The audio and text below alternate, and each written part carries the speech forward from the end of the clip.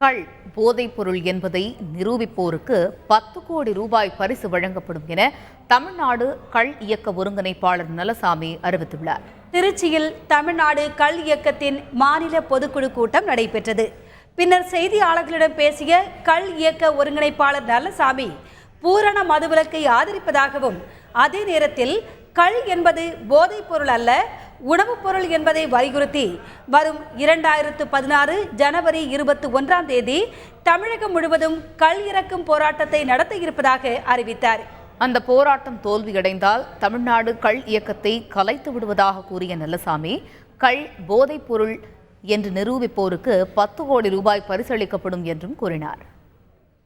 கள் மது அல்ல, போதைப் பொருள் அல்ல, அது உணவின் ஒரு பகுதி இல்ல. அது போதைப் பொருள் தான், அது மதுதான், உணவின் ஒரு பகுதி இல்லை. தமிழ்நாடு கள் இயக்கம் கொண்டிருக்கக்கூடிய கோரிக்கைகளில் நியாயமே இல்லை.